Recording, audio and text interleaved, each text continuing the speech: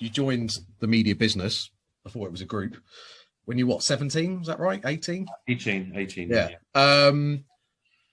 So, you know, it's not like studying for a profession, becoming a dentist and doctor. You've got these set of skills straight away, right? And then, you know, you obviously learn on the job to a certain extent. Going from that with, I guess, little to no experience of being in a business, never mind being in the media agency, and then going to where you ended up,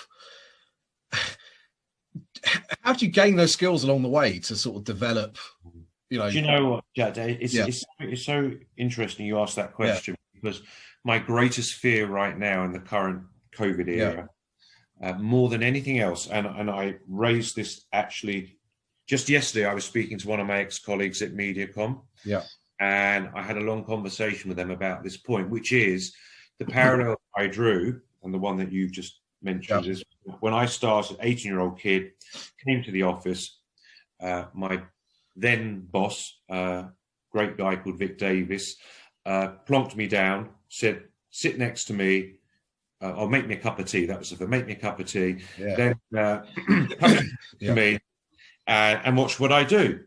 That's how we learn. I mean, you just sat, you watched whoever it was, your boss or whoever, and you start to mimic and imitate what they did, and you learn on the job. And I think that's been largely true since the beginning of time. I think in the current era, that is so much harder. And so I worry, I think to answer your earlier question, it was learning on the job and just learning by trial, by error, and, you know, feedback.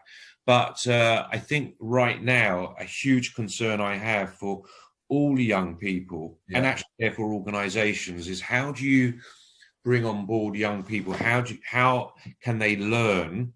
Because it's all fine. Everyone jumps on a Zoom call, you know, and the people that all know each other go, hey, Bob, hi, Sue, how are you? How's the family?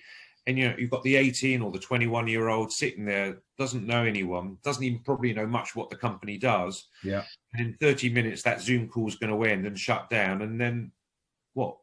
And they're sitting at home. So I think, you know, for all the talk about agile working and working from home, and I do think we are going through a massive change. I mean, I think we all agree the world won't look the same after COVID. But I think somewhere in our thinking, there needs to be a lot more thought given to how one brings on board and trains and mentors, actually, young people. I think it's so vital.